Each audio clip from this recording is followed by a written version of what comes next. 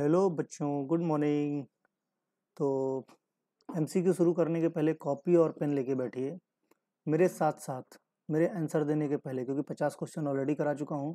इधर उधर से काफ़ी कुछ आपने पढ़ लिया है। मान लो कि अगर एग्ज़ाम होता तो आपकी कितनी तैयारी है ये जज करने के लिए। आप देखिए कितने क्वेश्चन आप सही कर पाते हो।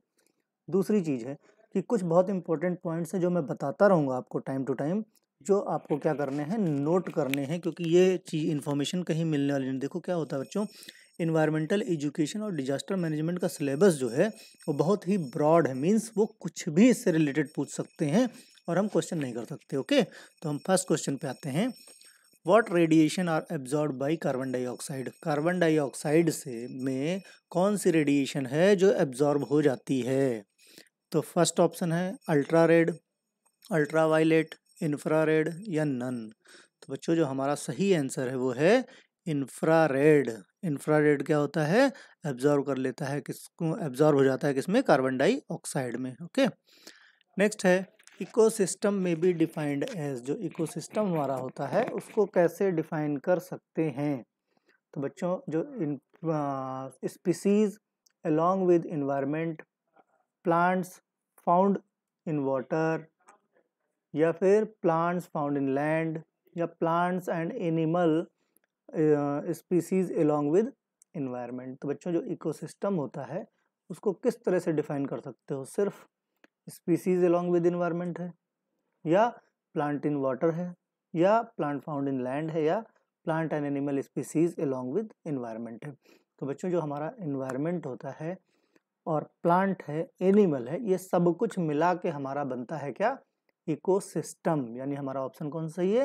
डी ऑप्शन इज करेक्ट है। ओके, नेक्स्ट है primary consumers in the detritus food chain are. बच्चों हमारे क्या है, सिस्टम में, इकोसिस्टम में बहुत सारी फूड चेन है। कई लेवल की फूड चेन्स हैं। उन फूड चेन्स को टेबल बना के पहली चीज तो लिख लेना। दूसरा क्या है कि सीधा आंख बंद करके तुक्का मत मार देना। एक एक पॉइंट को, क्वेश्चन को बहुत अच्छे से पढ़ने की कोशिश करना। देखो यहाँ पे क्या किया गया है, प्राइमरी कंज्यूमर किसका चाहिए? डेट्रिटस फूड चेन का। तो डेट्रिटस फूड चेन में जो हमारा प्राइमरी कंज्यूमर होता है, अब ऑप्शन देखते हैं पहले। Herbivores, bacteria, fungi, insect larva, nematodes या ऑल। तो बच्चों जो हमारा डेट्रिटस फूड चेन है इसका जो प्राइमरी कंज्यूमर होता है that is bacteria and fungi. Okay, यानी बी ऑप्शन सही है। बहुत ध्यान से डेट्रिटस फूड चेन अगर नहीं देखोगे तो कहीं और टिक कर दोगे, है ना। तो पॉइंट को बहुत ध्यान से समझने की जरूरत है। Total organic matter present in an ecosystem is called. जो टोटल ऑर्गेनिक मैटर प्रेजेंट होता है इकोसिस्टम में उसको क्या बोलते हैं? बायोमास, बायोम, लिटर या फूड। तो बच्चों जो टोटल ऑर्गेनिक मटेरियल है उसको क्या बोलते हैं हम? Biomass. That is called biomass. Points को बहुत केयरफुली समझने की जरूरत है। Okay, detritus food chain is comparison to grazing food chain is. जो डेट्रिटस फूड चेन है अगर हम कंपेयर करें ग्रेजिंग फूड चेन के साथ तो ये कैसी होती है? Generally longer, generally equal, generally smaller या all.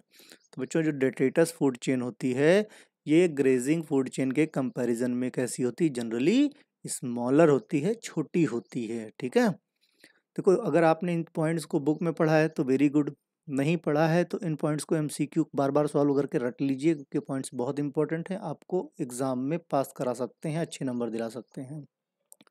The most important organism for an ecosystem are. हमारे जो इकोसिस्टम में है वैसे तो बच्चों सबका बैलेंस जरूरी है, लेकिन जब बात आती है most important organism for ecosystem की तो पहले तो हम ऑप्शन देखेंगे फिर लगाएंगे दिमाग। Carnivorous, green plant, herbivorous, humans. तो बच्चों जब बात आती है मोस्ट इम्पॉर्टेंट ऑर्गेनिज्म की तो हमको क्या चाहिए? सबसे पहले प्रोड्यूसर्स, जो प्रोड्यूस कर सकें, और वो इनमें से कौन है? हमारे ग्रीन प्लांट। यानी इकोसिस्टम के लिए सबसे इम्पॉर्टेंट ऑर्गेनिज्म कौन है? ग्रीन प्लांट, है ना। नेक्स्ट है फूड चेन स्टार्ट्स विद। अब फूड चेन स्टार्ट्स विद कैसे है? फोटोसिंथेसिस, डीजनरेशन, डिग्रेडेशन या रेस्पायरेशन। तो बच्चों सिंपल सी बात है, जब फूड चेन की बात हो रही है तो फूड चेन स्टार्ट कहाँ से होगी? जहाँ से खाना बनना शुरू होगा, है ना, जिसके पास सबसे ज़्यादा होगा। इट मीन्स कहाँ से? ए ऑप्शन हमारा क्या है? फोटोसिंथेसिस, यानी कि फूड चेन हमारी कहाँ से स्टार्ट होगी? फोटोसिंथेसिस, यानी ए ऑप्शन इज करेक्ट है। प्राइमरी कंज्यूमर्स, अब नॉर्मल देखो यहाँ पे कुछ एक्सप्लेन नहीं किया गया, यानी हम कॉमन अपना इकोसिस्टम लेंगे। प्राइमरी कंज्यूमर्स कौन होते हैं? ह्यूमन होते हैं, प्लांट होते हैं, हर्बीवोरस होते हैं या ओमनीवोरस होते हैं? तो जो हमारे प्राइमरी कंज्यूमर्स होते हैं बच्चों, वो क्या होते हैं? हमारे हर्बीवोरस। कौन से? हर्बीवोरस। अगर नहीं याद है तो इन पॉइंट्स को नोट कर लेना, फिर बार बार बोल रहा हूँ। पूरे इन 50 MCQ में मैंने ऐसे पॉइंट कवर किए, ये क्वेश्चन आपको यूजुअली नहीं मिलेंगे कहीं, ठीक है? और जहाँ मिलेंगे वो बहुत जगह मेरे कॉपी किए हुए हैं। बाकी सब्जेक्ट्स का मैं देख रहा हूँ 2-3 चैनल वाले काफ़ी कुछ कॉपी कर रहे हैं मेरा, है ना? तो खैर इस चीज़ से कोई फ़र्क नहीं पड़ता है, आप पढ़ते रहिए खाली। नेक्स्ट है, अब जब हमने प्राइमरी कंज्यूमर देखा है तो सेकेंडरी कंज्यूमर्स की बात भी करते हैं। सेकेंडरी कंज्यूमर्स कौन से होते हैं? ह्यूमन, प्लांट, हर्बीवोरस या कार्निवोरस। तो बच्चों प्राइमरी कंज्यूमर हमारे हर्बीवोरस थे, सेकेंडरी कंज्यूमर हमारे कौन से हैं? कार्निवोरस। अभी इसी में टर्सरी कंज्यूमर की अगर हम बात करते तो क्या हो जाते अगर प्रेजेंट होते? तो दैट इज कॉल्ड ओमनीवोरस, है ना? नेक्स्ट है, biological equilibrium is an equilibrium. जो बायोलॉजिकल इक्विलिब्रियम है हमारे सिस्टम का जो बना हुआ है, ये किसके किसके बीच में है? प्रोड्यूसर या प्रोड्यूसर कंज्यूमर, या डिकम्पोजर, या प्रोड्यूसर कंज्यूमर एंड डिकम्पोजर। तो जाहिर सी बात बच्चों, बनाने वाला, खाने वाला और डिकम्पोज करने वाला, सबके बीच में जब इक्विलिब्रियम होगा तभी हमारा सिस्टम बैलेंस होगा। Food chain in which micro organism break down energy rich compound synthesised by producers. तो इसको क्या बोलते हैं? Food chain, parasitic food chain, detritus food chain या प्रेडेटस फूड चेन। तो इसको बोलते हैं हम detritus food chain. Okay. Most potent greenhouse gas, most potent सबसे ज़्यादा कौन सी होती है? Carbon dioxide, methane, water vapour या ओजोन। तो बच्चों लगभग 36% हमारा इसमें होता है वाटर वेपर, यानी कि मोस्ट पोटेंट हमारा ग्रीन हाउस गैस होगी water vapour. Chlorofluorocarbon is used in, जो क्लोरोफ्लोरोकार्बन है वो किस में यूज़ होती है? रेफ्रिजरेटर, एयर कंडीशन, परफ्यूम्स या ऑल। तो बच्चों ये सारे के सारे क्या हैं? क्लोरोफ्लोरोकार्बन्स हैं। मीन्स रेफ्रिजरेटर्स में भी होता है, एयर कंडीशन में भी होता है, और जो हम परफ्यूम लगाते हैं उसमें भी होता है क्लोरोफ्लोरोकार्बन, यानी इन सबसे पॉल्यूशन फैलता है, ठीक, जो हम बड़े स्टाइल से लगाते हैं। यानी कि हमारा डी ऑप्शन इज करेक्ट है। A disease that becomes usually widespread and even global in its reach is referred to as epidemic, pandemic, Spanish flu या हाइपरडेमिक। तो बच्चों अभी फैला था क्या? कोरोना। और कोरोना को क्या बोलते थे? पैंडेमिक। क्यों? क्योंकि ये बहुत ज़्यादा मात्रा में बहुत तेज़ी से फैला और ग्लोबली फैला। मीन्स एक रेस्ट्रिक्टेड एरिया में नहीं है, पूरे ग्लोबल में अगर फैल गया है that is called pandemic disease. इसीलिए हम कोरोना को पैंडेमिक डिजीज बोलते थे, यानी बी ऑप्शन इज करेक्ट है। Zika virus is related to which of the following disease. जो जीका वायरस है वो किस तरह की डिजीज से रिलेटेड है? Dengue, yellow fever, Japanese encephalitis या ऑल। तो बच्चों जो जीका वायरस है that is the responsible for all type of disease, यानी डेंगू, येलो फीवर या जापानीज इंसेफेलाइटिस, यानी डी ऑप्शन इज करेक्ट है। नेक्स्ट है, international tsunami centre is located. जो इंटरनेशनल सुनामी सेंटर होता है वो कहाँ पे है? Honolulu, Goa, Jakarta, Pondicherry. तो बच्चों जो पूरे इंटरनेशनली जो सुनामी सेंटर जहाँ पे है उस जगह को बोलते हैं होनोलुलु। याद रखना इस पॉइंट को, है ना, होनोलुलु। क्योंकि ये क्या है, सुनामी वगैरह के बहुत बड़े बड़े जो है डिजास्टर होते हैं, तो इससे रिलेटेड क्वेश्चंस बनते हैं, तो इनके जो सेंटर्स हैं वो जानने जरूरी होते हैं, ठीक है। तो इंटरनेशनल होनोलुलु हो गया। अब अभी देश इंडिया के अंदर बात की जाए तो कहाँ पे है सुनामी का सेंटर? हैदराबाद में। कहाँ पे? हैदराबाद में। ओके। नेक्स्ट क्वेश्चन हमारा है, डिजास्टर मैनेजमेंट इंक्लूड्स। जो डिजास्टर होता है जब कभी आता है तो उसके मैनेजमेंट में क्या क्या होता है? मिटिगेशन होता है, रिकंस्ट्रक्शन होता है, रिहेबिलिटेशन होता है एंड डी ऑल, यानी ये सारे जो पॉइंट्स हैं डिजास्टर मैनेजमेंट में इंक्लूड होते हैं। भाई जाहिर सी बात है, जितनी चीज़ें डिस्ट्रॉय होती बनाई जाती हैं, लोगों को दूसरी जगह शिफ्ट किया जाता है, उनके रहने सहने के लिए व्यवस्थाएं की जाती हैं, तो ये सब किसके अंदर आता है? डिजास्टर मैनेजमेंट के अंदर, है ना? यानी कि डी ऑप्शन इज करेक्ट है। Level of harm by hazardous is governed by. जो हजार्ड होता है, हजार्डस का जो हार्म होता है, जो नुकसान होता है, उसको किस तरह से गवर्न किया जाता है? Magnitude of hazard, frequency of hazard, intensity at impact point. तो बच्चों कितना ज़्यादा मात्रा में आया है, हैं?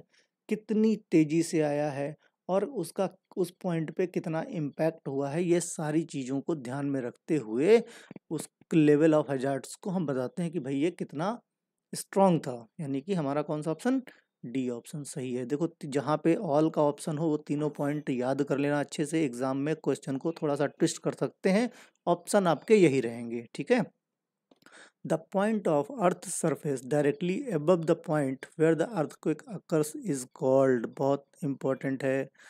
The point of earth surface directly above point where earthquake occurs, बच्चों ठीक ऊपर का पॉइंट जहाँ अर्थक्वेक आता है उसको क्या बोलते हैं, focus, AP centre, fracture, faults. तो बच्चों अक्सर न्यूज़ में देखा होगा जहाँ पे आता है तो बोलते हैं ना कि दिल्ली उसका एपी सेंटर था, या जापान में इस जगह पे उसका एपी सेंटर था, या फ्रांस में, जहाँ भी आते हैं अर्थक्वेक वहाँ पे बताते हैं ना ऊपर के सरफेस किस जगह उसका एपी सेंटर था। यानी कि उस पॉइंट्स को क्या बोलते हैं, एपी सेंटर्स। इन टर्मिनोलॉजी को बहुत ध्यान से समझना, बहुत जल्दी कंफ्यूज हो जाओगे। ओके, जिनको आता है वेरी गुड, अगेन बोलता हूँ जिनको नहीं आता इन पॉइंट्स को नोट कर लेना, वेरी इंपॉर्टेंट पॉइंट्स हैं, ठीक है। यानी हमारा कौन सा ऑप्शन सही, बी सही है।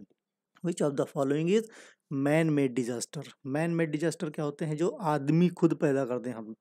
तो टेररिज्म, मेजर फायर, पॉल्यूशन, देख के ही ऐसा क्वेश्चन देख में आ जाए तो समझ जाओ क्या है हमारा ऑल, यानी कि डी ऑप्शन सही है। ये सारे क्या है, मैन मेड डिजास्टर है। In India cyclone is tracked through which satellite.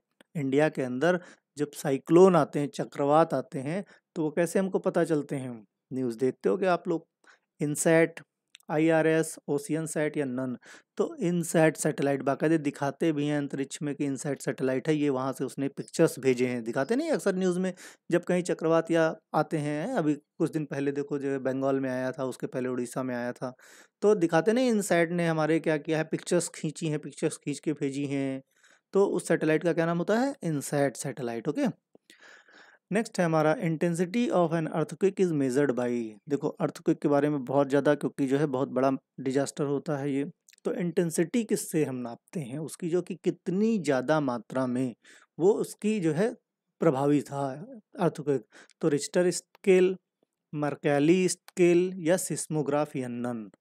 बच्चों एक चीज़ पहले समझो, ये जो तीनों ऑप्शन है तीनों रिलेटेड हैं अर्थक्वेक से, तीनों पॉइंट बहुत इंपॉर्टेंट हैं। तो इंटेंसिटी ऑफ अर्थक्वेक मेजर करते हैं मर्कैली स्केल से, ठीक है। हम तीनों पॉइंट देखेंगे, मर्कैली स्केल यानी हमारा बी ऑप्शन सही है। नेक्स्ट है magnitude of earthquake is measured by. जो मैग्नीट्यूड होता है अर्थक्वेक का वो किससे मेजर किया, मर्कैली स्केल, रिक्टर स्केल, सिस्मोग्राफ। तो ये मेजर किया जाता है रिक्टर स्केल, यानी हमारा बी ऑप्शन सही है। फिर the instrument which record earthquake wave is called. जो इंस्ट्रूमेंट जो अर्थक्वेक को रिकॉर्ड करता है दैट इज कॉल्ड सिस्मोग्राफ, या चिस्मोग्राफ, या हाइथरग्राफ, या ऑल। तो बच्चों जो रिकॉर्ड करता है अर्थक्वेक को उसको क्या बोलते हैं हम, सिस्मोग्राफ, यानी बी ऑप्शन हमारा सही है। तो ये तीनों पॉइंट मैंने एक्सप्लेन किया, तीनों पे क्वेश्चन बना दिए, क्वेश्चन आते हैं, ठीक है। Which is known as seismic wave. अब देखो अब फिर से आया, सिस्मिक वेव किसको बोलते हैं, सुनामी, होरिकेन, टाइफून या नन। तो बच्चों जो सुनामी होता है, सुनामी की वेव को हम बोलते क्या है, सिस्मिक वेव, यानी कि ए ऑप्शन हमारा सही है। The two atom bomb dropped in Hiroshima and Nagasaki in Japan by USA during. बच्चों पूरा सेंटेंस ही इंपॉर्टेंट है क्योंकि ये मैन मेड डिजास्टर है ना। वर्ल्ड वार वन में, वर्ल्ड वार सेकेंड, या गल्फ वार या गल्फ वार सेकेंड में। तो बच्चों वर्ल्ड वार सेकेंड में यूएसए ने क्या किया था, एटम बम डाला था कहाँ, हिरोशिमा और नागासाकी में, जो कि जापान की सिटी हैं, ठीक है। यानी कि हमारा बी ऑप्शन सही है।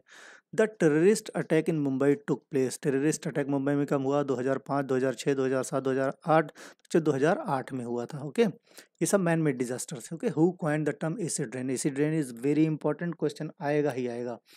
तो हु कॉइन्ड, किसने मतलब पहली बार जो है यूज़ किया था, क्रिस्ट रैल्फ, या एल्मर जोसेफ क्लार्क, अर्नेस्ट फ्लार, या रॉबर्ट एंगस स्मिथ। तो बच्चों जो रॉबर्ट एंगस स्मिथ थे उन्होंने फर्स्ट टाइम कॉइन किया था the term acid rain. Okay, यानी हमारा डी ऑप्शन सही है। Sulphur dioxide produced by, sulphur dioxide SO2 जो है बहुत हार्मफुल होता है हमारे एटमॉस्फेयर के लिए, है ना, बहुत ज़्यादा पॉल्यूशन होता है इसकी वजह से। तो ये सबसे ज़्यादा प्रोड्यूस किस में होता है, न्यूक्लियर पावर प्लांट में, कोल पावर प्लांट में, हाइड्रो इलेक्ट्रिक पावर प्लांट में, या नन में। तो बच्चों जो कोल पावर प्लांट्स होते हैं उनमें सबसे ज़्यादा मात्रा में क्या है प्रोड्यूस होता है, sulphur dioxide as a by product that is harmful for our environment. Okay, यानी बी ऑप्शन सही है। Main cause of damage to Taj Mahal, हम लोगों ने बचपन में भी पढ़ा होगा भाई, ताजमहल जो है क्या होता है, येलो होता जा रहा है, तो किसकी वजह से होगा, water pollution, soil pollution, acid rain या फॉग। तो ये एसिड रेन की वजह से 9th या 10th में भी हम लोगों ने पढ़ा होगा, एसिड रेन की वजह से ताजमहल की जो लेयर है वो क्या है, जो ताजमहल व्हाइट कलर का चमकता रहता है वो येलो होता जाता है, यानी कि हमारा सी ऑप्शन सही है। Which of the following statement is true for CNG, CNG को ही हम लोग क्या बोलते हैं, compressed natural gas, clean fuel, harmful fuel या पॉल्यूटेड फ्यूल या ऑल। जब बात आ गई कंप्रेस्ड नेचुरल फ्यूल की या कंप्रेस्ड नेचुरल गैस की, जब नेचुरल लग गया it means it is the clean fuel, इसीलिए जो है गवर्नमेंट ज़्यादा सीएनजी और इलेक्ट्रिक व्हीकल की तरफ ध्यान दे रही, जिससे पॉल्यूशन लेवल हमारा कम हो सके, यानी ए ऑप्शन सही है। Which of the following is water borne disease, water borne disease, typhoid, cholera, diarrhoea, all. सब बहुत बहुत स्मार्ट लोग हो, आप लोग पता है कि डी ऑप्शन इज करेक्ट है। The main source of arsenic in water, arsenic is very harmful for human being या एनिमल बीइंग, ठीक है, या वाटर। तो फ्लड, फर्टिलाइजर, इंडस्ट्रियल वेस्ट या बी एंड सी। तो बच्चों जो मेन सोर्स होता है आर्सेनिक इन वाटर का वो होता है फर्टिलाइजर और इंडस्ट्रियल वेस्ट। ओके, तो यानी बी एंड सी, यानी डी ऑप्शन इज करेक्ट है। Which of the following agent is responsible turning the Taj Mahal yellow, जिसकी बात हम अभी कर रहे थे, एसिड रेन की वजह से येलो पड़ जाता है। अब और अंदर इन्वेस्टिगेट करें तो एसिड रेन किससे किससे होता है, हाइड्रोक्लोरिक एसिड और सल्फर डाइऑक्साइड के मिक्सचर से होता है। तो sulphur, chlorine, sulphur dioxide, nitrogen oxide हमारे पास ऑप्शन है, यानी कि एसिड रेन का कंस्टिट्यूएंट कौन सा, हमारा सल्फर डाइऑक्साइड, यानी कि who is the responsible for Taj Mahal turning yellow. तो that is the answer is sulphur dioxide is correct answer, यानी C is correct. Okay, the major photochemical smog, major photochemical smog के लिए responsible कौन है, hydrogen peroxide, chlorofluorocarbon, peroxy acetyl nitrate या all. तो बच्चों chlorofluorocarbon is responsible for photochemical smog, यानी B option is correct. DDT is a major contribution of pollution because DDT जो होता है वो मेजरली कंट्रीब्यूट करता है पॉल्यूशन में, क्योंकि it kills micro organism, it destroy valuable species of worm, it is non biodegradable या नन। तो बच्चों डीडीटी इसलिए मेजर पॉल्यूशन कॉज करता है क्योंकि it is a non biodegradable, यानी सी आंसर इज करेक्ट है। Which of the following serve as the indicator of atmospheric pollution, atmosphere में पॉल्यूशन ज़्यादा हो रहा है तब कौन से, तो ये जो बच्चों इपीफाइटिक लाइकेंस होते हैं ये ज़्यादा तेज़ी से क्या करते हैं, ग्रो करने लगते हैं, जिससे पता चल जाता है कि पॉल्यूशन लेवल ज़्यादा हो रहा है। ये क्या है, एक तरह के इंडिकेटर्स हैं जिस एरिया में भी इपीफाइटिक लाइकेंस ज़्यादा होते हैं, यानी कि डी ऑप्शन इज करेक्ट है। EIA, what is EIA, environmental impact assessment, environment interest assessment या environment impact assessment, environment impact analysis. तो बच्चों इसमें ए आंसर हमारा सही है, ए और सी शायद सेम हो गया है, लेकिन हमारा जो करेक्ट आंसर है वो क्या है, environmental impact assessment is the full form of EIA। ठीक है, नेक्स्ट है the government of India in acted. हाँ, अब बच्चों कुछ जो है पॉइंट्स मैं लिख देने जा रहा हूँ जो क्या है बहुत इंपॉर्टेंट है, ईयर वाइज हैं, ये डेट्स हैं इसलिए जल्दी से याद नहीं होते हैं, डेट्स हैं या आर्टिकल नंबर्स हैं जो कि इंपॉर्टेंट हैं। Okay, the government of India in acted the environment protection act. देखो इन्वायरमेंट प्रोटेक्शन एक्ट आया था कब, 1986 में, under the article of 253 of constitution of India, जो हमारा संविधान है उसमें जो है environmental protection act 1986 article number 253 में आया था। कौन सा आर्टिकल नंबर 253, और कब आया था इन्वायरमेंट प्रोटेक्शन एक्ट, 1986, ध्यान रखना इस चीज़ को। अब इन्वायरमेंट प्रोटेक्शन एक्ट 1986 पास हुआ था मार्च 1986 में, देखो ये क्वेश्चन भी बनता है। ओके, कब पास हुआ था, मार्च 1986 में, लेकिन ये फोर्स में कब आया, मींस अप्लाई कब हुआ, यूज़ कब हुआ, 1 अप्रैल 1986, 1 जुलाई 1986 या 19 नवंबर 1986 या 1 जनवरी 1987। तो बच्चों ये जो है देखो पास हुआ था कब, इन्वायरमेंट प्रोटेक्शन एक्ट मार्च 1986, और एप्लीकेबल हुआ था 19 नवंबर 1986। ओके, 19 नवंबर 1986, यानी सी ऑप्शन इज करेक्ट है। बहुत इंपॉर्टेंट डेट है, याद रखना, क्योंकि हम इन्वायरमेंटल एजुकेशन पढ़ रहे हैं, तो इन्वायरमेंट से के प्रोटेक्शन एक्ट जो है वो बहुत इंपॉर्टेंट है। नेक्स्ट है hazardous substance means any substance और preparation which by reason of its the chemical और फिजियोकेमिकल प्रॉपर्टीज और handling is the liable to cause harm human being. किसको कॉज कर सकते हैं? ह्यूमन बीइंग को। Other living creature, plant, micro organism, property of environment A and B and none. तो बच्चों जाहिर सी बात है हैजार्डस सब्सटेंस जो होंगे वो क्या करेंगे? सबको नुकसान पहुंचाएंगे, ह्यूमन बीइंग हो या हमारे प्लांट क्रिएचर्स हो, माइक्रो ऑर्गेनिज्म हो या प्रॉपर्टी ऑफ एनवायरनमेंट हो, सबको हार्म करते हैं हैजार्डस मटेरियल, यानी कि सी ऑप्शन करेक्ट है। अब forest conservation act come into force कब फोर्स में आया था? 1 अप्रैल 1986, 1 मार्च 1986, 1 मई 1986 या 25 अक्टूबर 1980। तो बच्चों जो फॉरेस्ट कंजर्वेशन एक्ट हमारा आया था वो 25 अक्टूबर 1980 को आया था, कहीं लिख लेना इसको।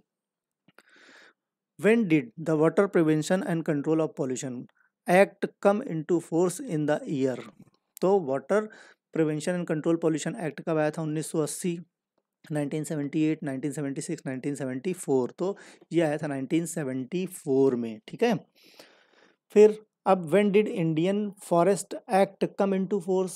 इंडियन फॉरेस्ट एक्ट जो है फोर्स में कब आया था? 21 सितंबर 1927, 1 मार्च 1928, 1 मई 1928, 1 मई 1928। ये देखो बच्चों ज़्यादा फास्ट हो जा रहा है तो आप क्या करना, आप इसको रिवर्स करके देख लेना। पॉइंट बहुत इंपॉर्टेंट है, मैं चाहता हूँ कि जल्दी से जल्दी वीडियो ख़त्म हो, ठीक है, ताकि आपका टाइम भी ज़्यादा बर्बाद ना हो, क्योंकि आपको बहुत सारे वीडियोस देखने हैं और पुराने वीडियोस की कंटिन्यूस प्रैक्टिस करते जाइए।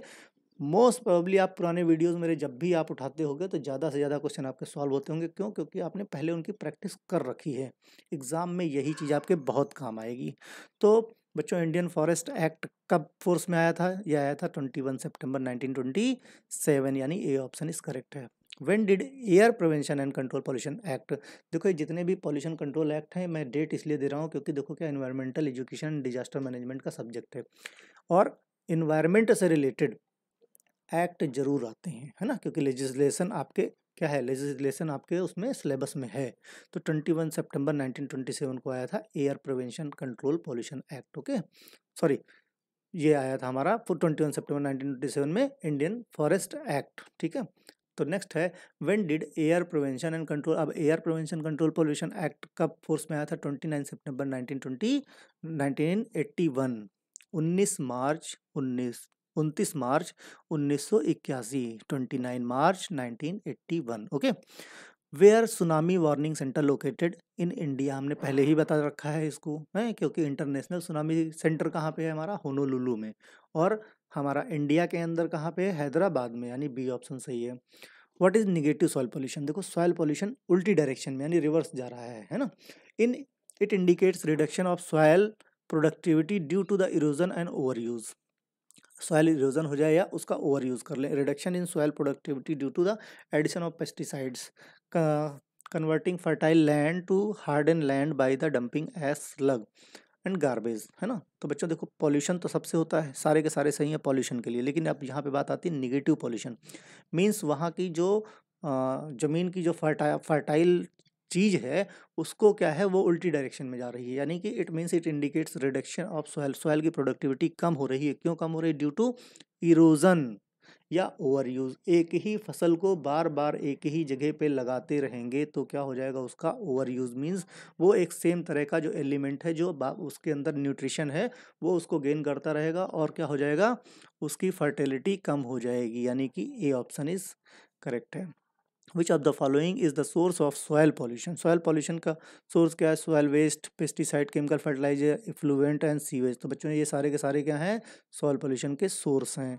विच of these can be cause for soil erosion? Soil erosion के कॉज क्या हैं? Ploughing of the steep slope land. अब हम खेती बाड़ी शुरू कर दें जब जो स्लोप में ज़मीन हो, तो जाहिर सी बात है क्या होगा?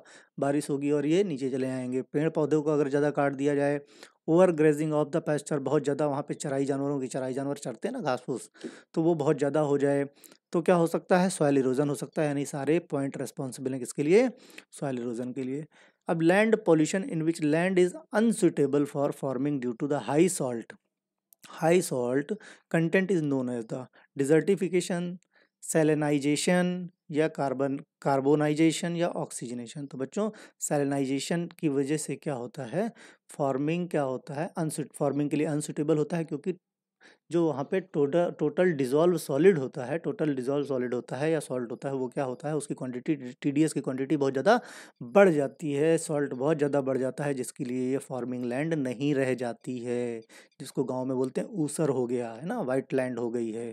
ठीक, तो ये हम आपके 50 क्वेश्चन थे। ठीक, तो अगर सब कुछ ठीक रहा तो शाम तक आपको 50 क्वेश्चंस मिल जाएंगे, किसके, केमिस्ट्री के। बस एक ही चीज़ है कि आप लोग आराम से पढ़ते रहिए, क्योंकि पढ़ना आपको पड़ेगा। Okay, bye.